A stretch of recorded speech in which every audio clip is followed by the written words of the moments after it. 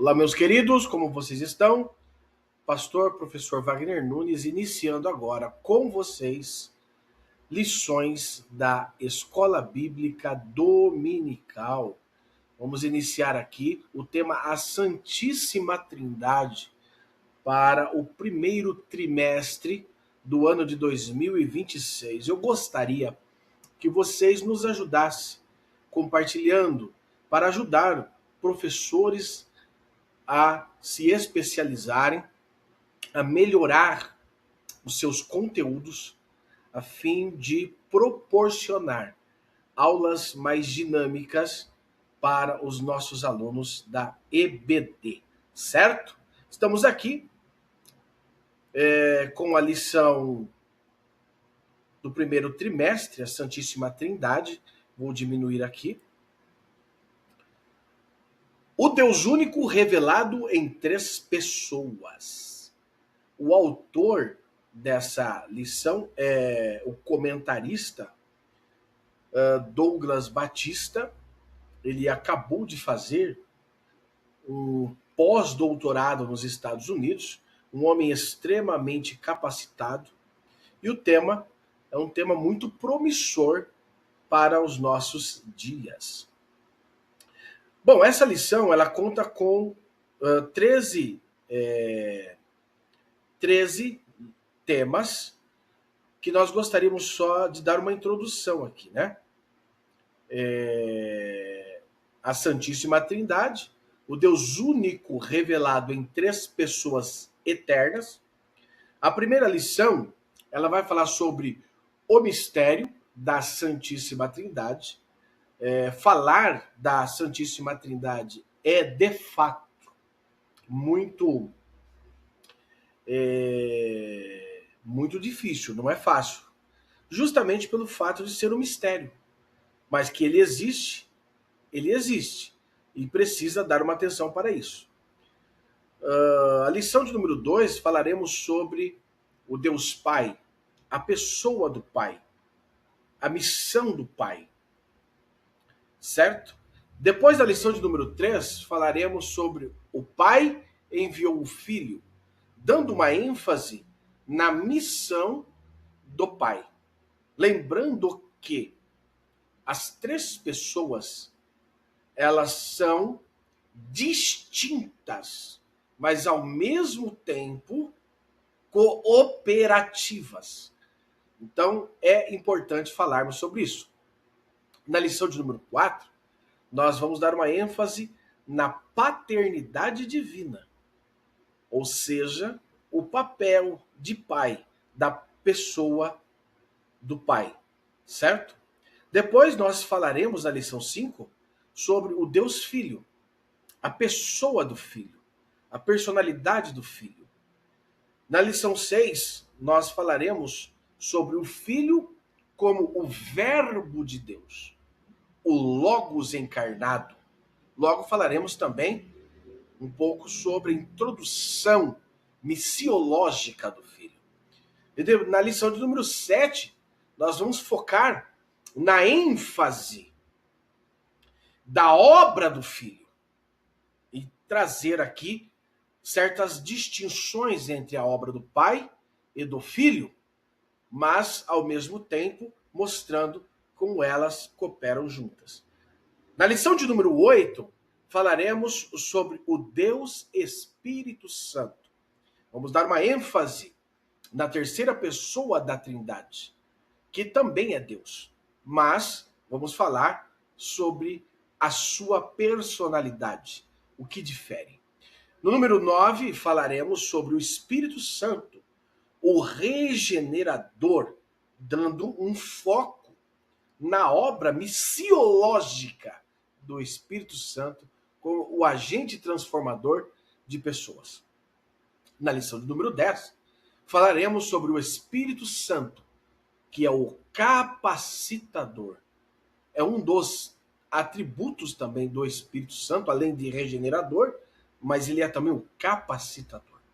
E na lição de número 11, o Pai e o Espírito Santo.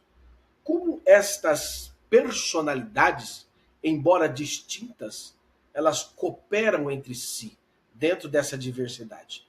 E na lição de número 12, falaremos sobre o Filho e o Espírito Santo, também trazendo essa diversidade dentro da unicidade divina. E na lição de número 13, nós falaremos sobre a Trindade Santa e a Igreja de Cristo. Quais os papéis da Trindade na cooperação da Igreja de Cristo nos dias odiernos e também através da história, obviamente. Fique conosco, tá bom?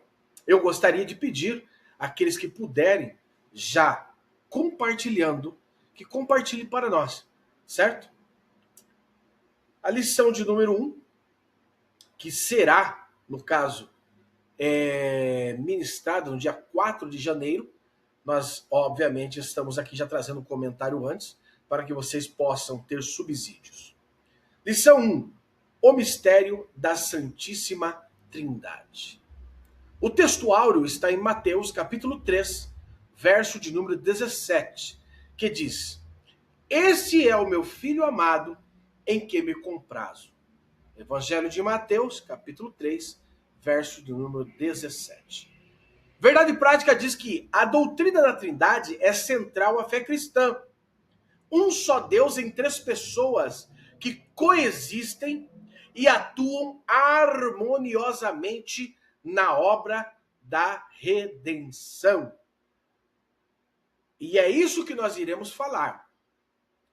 A Trindade, ela não pode ser negada. Ela é uma das doutrinas fundamentais da nossa fé. Eu vou pegar aqui, tá meio calor, pessoal. A toalhinha, tá? Tá calor para arrebentar. Mas Deus vai nos dar força. Então, é uma das doutrinas fundamentais da nossa fé. Ok? E um só Deus, a divindade é única. Distinta dentro dessas três personalidades, que atuam harmoniosamente na obra da redenção, porém, elas têm diversidade. Nós vamos trabalhar isso. Queridos, a leitura em classe, ela está em Mateus capítulo 3, do verso 13 ao 17. Nós não vamos ler, mas os irmãos já sabem que é o episódio do batismo de Jesus. E ali nós temos uma cooperação e uma revelação e também, por que não dizer, uma manifestação das três pessoas ao mesmo tempo. Ao mesmo tempo. Certo? E nós vamos falar sobre isso. A introdução. O batismo de Jesus retrata um dos momentos da revelação divina sobre a natureza trinitária de Deus. Nele, de maneira simultânea, as três pessoas da Trindade se manifestam. O Pai, o Filho e o Espírito Santo. No caso ali, o Filho é batizado. O Espírito Santo desce como pomba.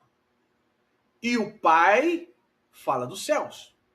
Nós temos aqui uma interação das três pessoas simultaneamente, ao mesmo tempo, na mesma hora, no mesmo momento. E esse episódio ele fornece uma base sólida para a doutrina da Trindade.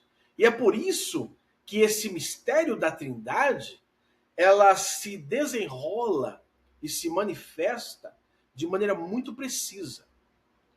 No tópico de número 1, nós vamos falar sobre a revelação trinitária no batismo de Jesus.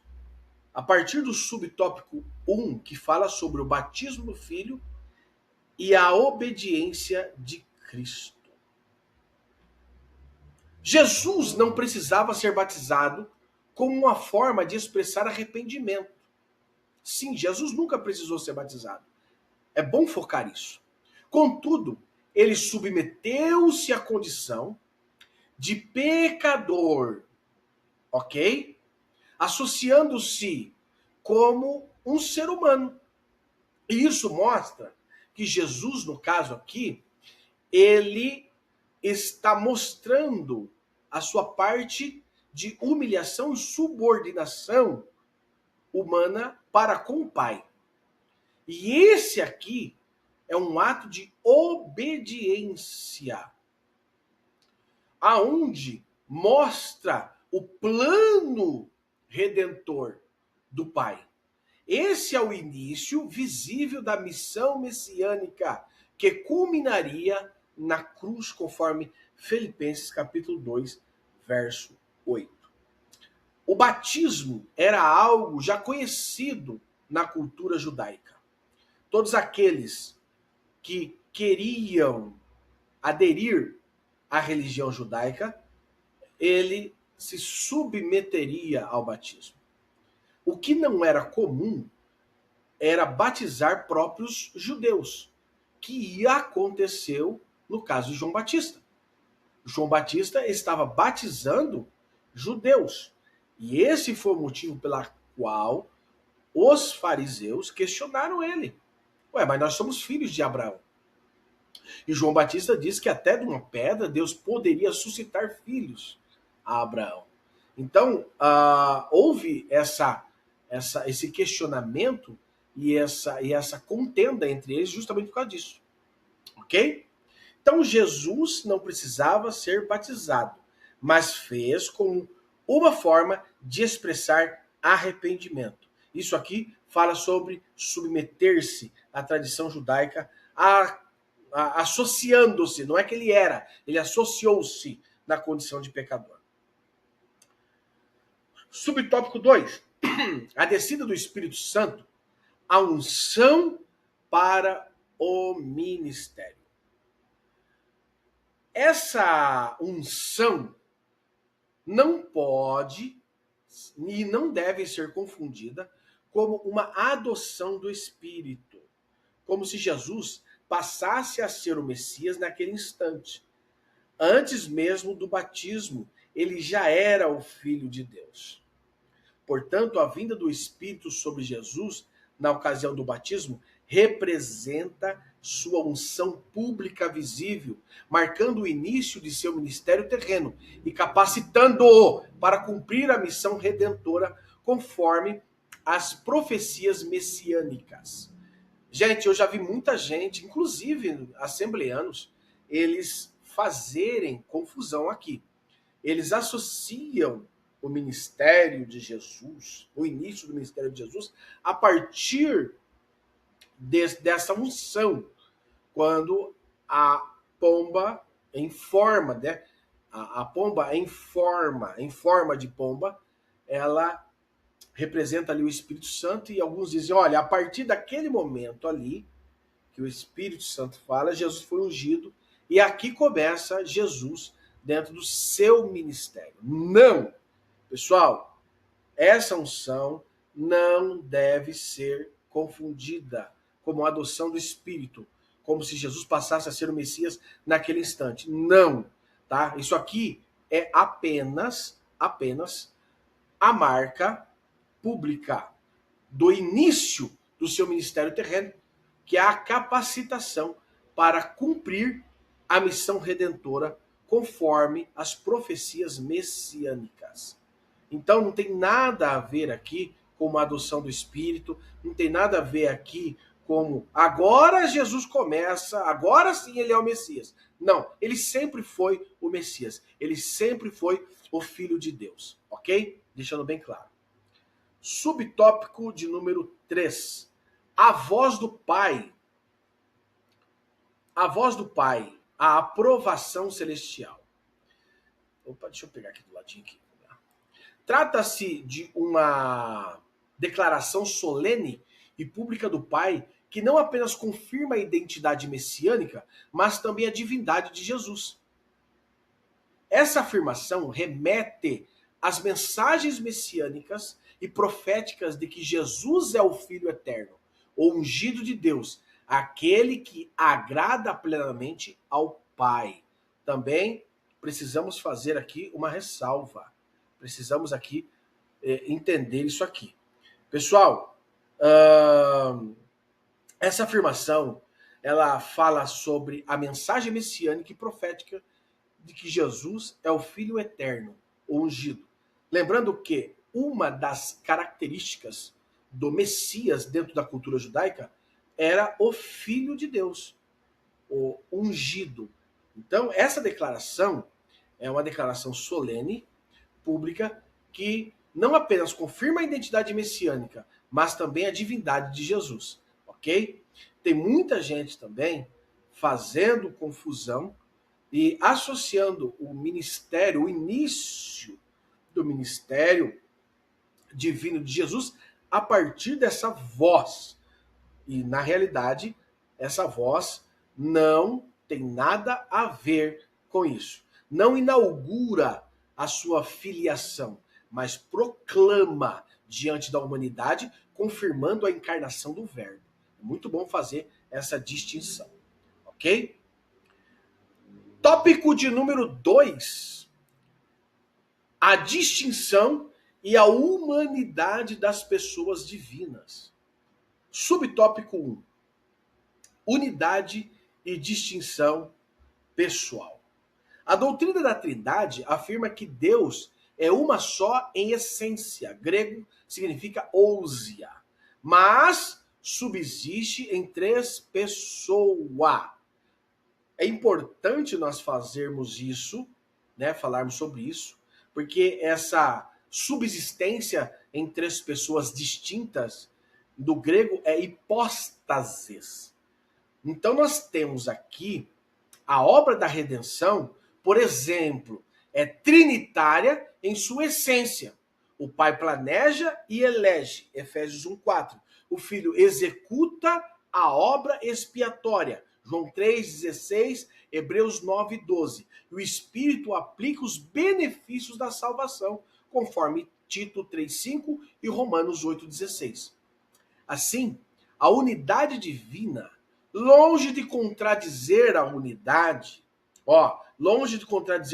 a Trindade, ela enriquece, revelando um Deus que ao mesmo tempo, uno em essência e triuno em pessoas. Pessoal, nós temos aqui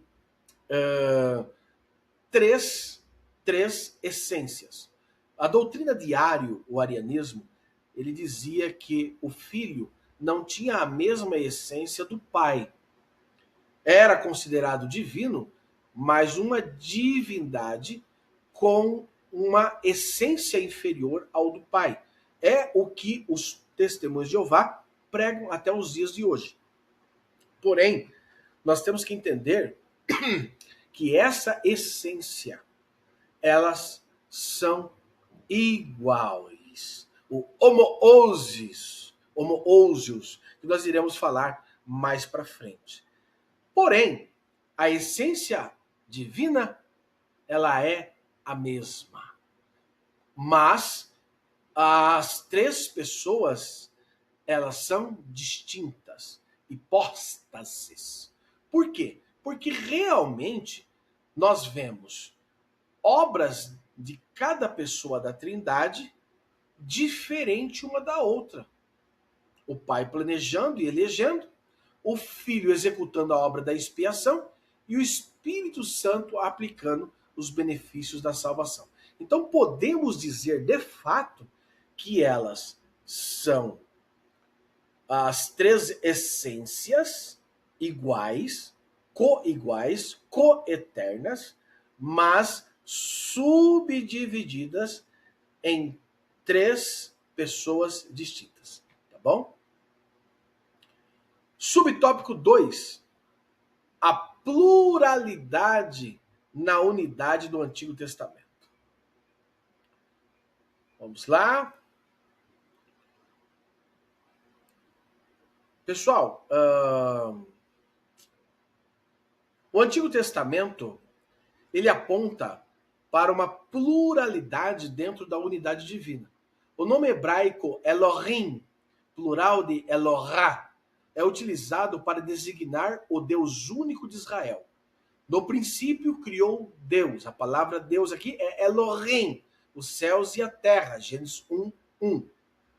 No texto, o sujeito Deus está no plural, enquanto o verbo criou, que é bara, está no singular, indicando uma pluralidade pessoal e uma única essência divina. Essa estrutura gramatical incomum reaparece em outros textos bíblicos. Sim, de fato, nós temos o nome Elohim no plural e o verbo bara no singular. Bara Elohim, dando a entender que nós temos um único Deus dentro de 3 pessoas. A divindade aqui está literalmente no plural, indicando a Trindade. Nós temos outros textos que, por conta de tempo, não dá para nós falarmos aqui, mas nós temos no próprio Shema Israel Adonai, Deuteronômio 6:4, ouve Israel, o Senhor é um. Nós temos ali a unidade sugerida dentro da pluralidade também. A palavra errad, ali, ela significa uma unidade composta. Interessante isso. Uma unidade composta que dá também margem do entendimento da Trindade. É que nos falta tempo. Agora, se você quiser um material mais aprofundado sobre isso, nos chama. Porque nós temos aqui alguns materiais aprofundados que vai dar para você entender isso bem, bem certinho, tá bom? Então, queridos, nós temos agora também, no subtópico 3, a Trindade explicitada no Novo Testamento. A Trindade não é vista como 3 deuses, mas como 3 pessoas em um único Deus. Por exemplo, na fórmula batismal, batizando-os em nome do Pai, do Filho e do Espírito Santo. Mateus 28:19. O substantivo singular, nome aqui, ônoma, indica uma só essência, seguida por 3 pessoas distintas, ou a unidade composta. O mesmo ocorre na bênção apostólica. A graça do Senhor Jesus Cristo e o amor de Deus e a comunhão do Espírito Santo sejam com vós todos. 2 Coríntios 13:13. Esse texto associa as 3 pessoas de modo equitativo. Ok? Equitativo. Ou seja, com a mesma essência. Ok, pessoal? É importante nós salientarmos isso. Nós vamos bater muito nessa tecla. Tópico 3. Subtópico 1. A relevância da Trindade para a fé cristã. Subtópico 1. Desenvolvimento doutrinário da Trindade. A doutrina da Trindade não é uma elaboração tardia da fé cristã. Ela emerge das Escrituras como a revelação progressiva do Deus vivo. Olha aqui, Deuteronômio 6:4. Aqui não dá tempo de nós entrarmos no menores, mas se você quiser um compêndio maior, nos chama no privado, que eu tenho aqui algo bem aprofundado para vocês. Certo? Primeiro, gente, nós temos que entender que a Trindade é bíblica. Ela está na palavra de Deus e acabou, não tem o que falar.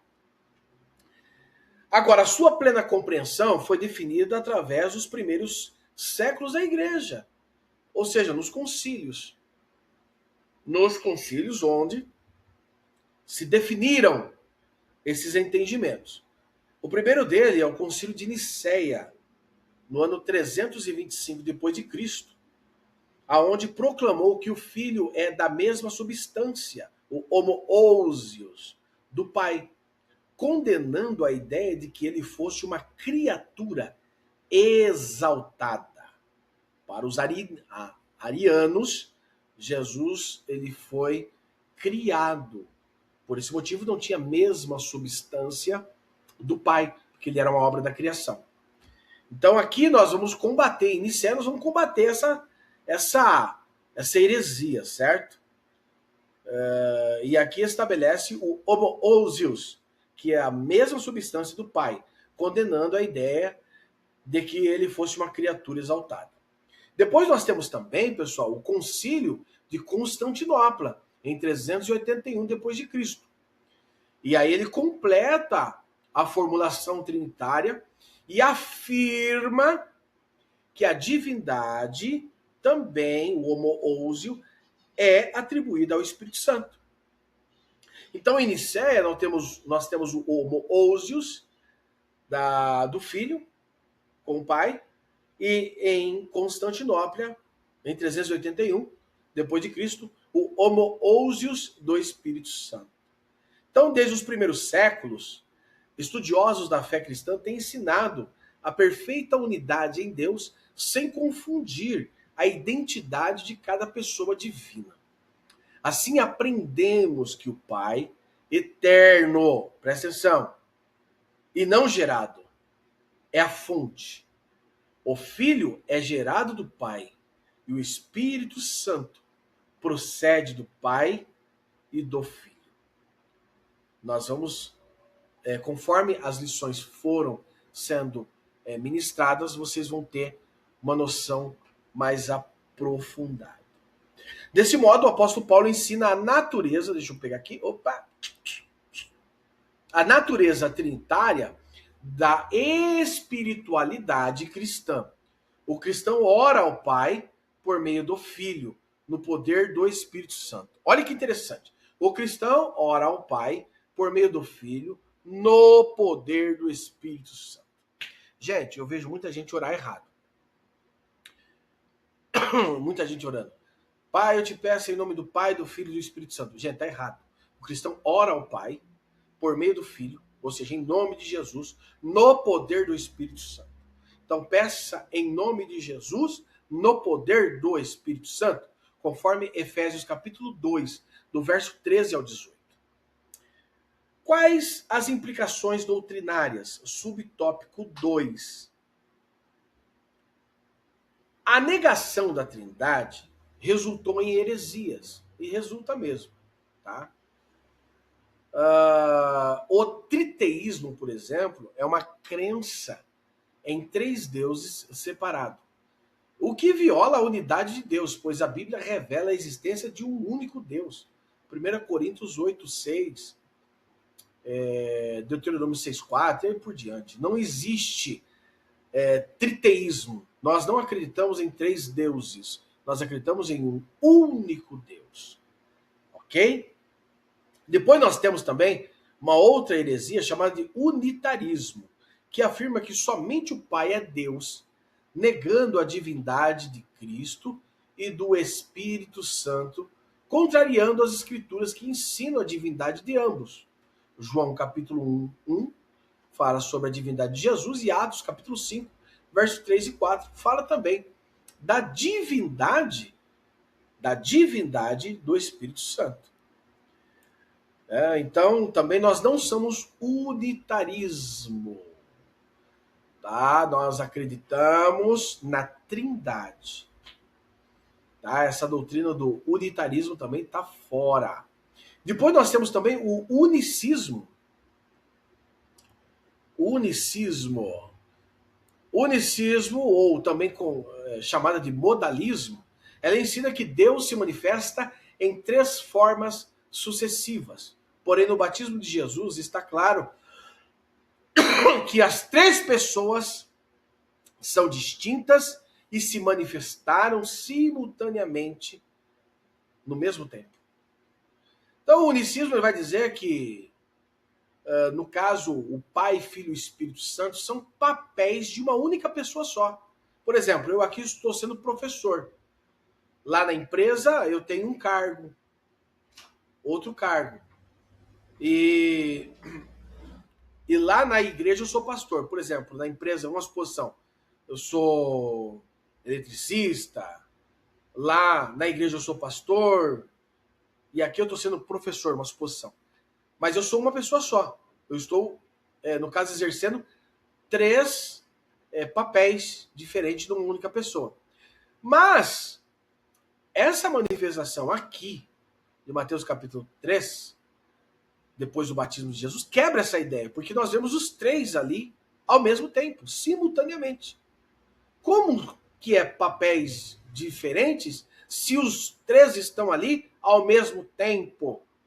Então, essa ideia já é, por si só, refutada dentro desse pensamento, certo? E a conclusão?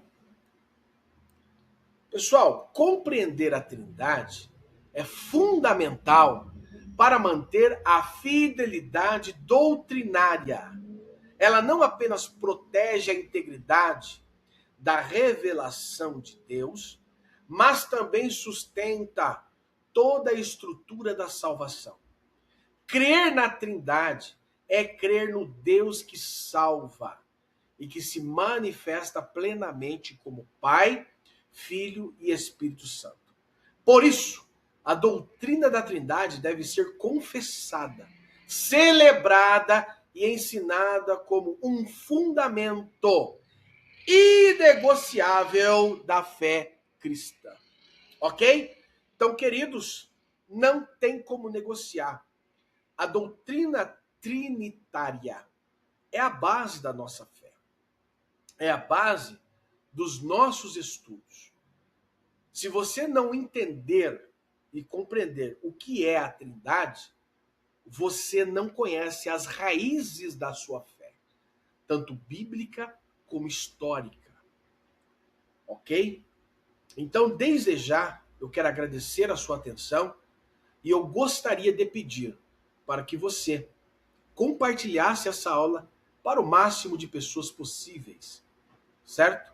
E vamos fazer crescer o nosso canal para ajudar essas pessoas a terem subsídios bíblicos e teológicos. Amém? Agradeço pela sua atenção e bora aí, pessoal, curtir, comentar e também, no caso, nos ajudar a crescer. Deus abençoe e lembrando, quer aprofundar mais no tema, nos chame no privado que eu tenho um material exclusivo para quem quer se aprofundar no tema. Aliás, o nosso material é um material muito rico, muito profundo, que vai esclarecer dúvidas do seu coração. Tá bom? Deus abençoe. Até a segunda aula.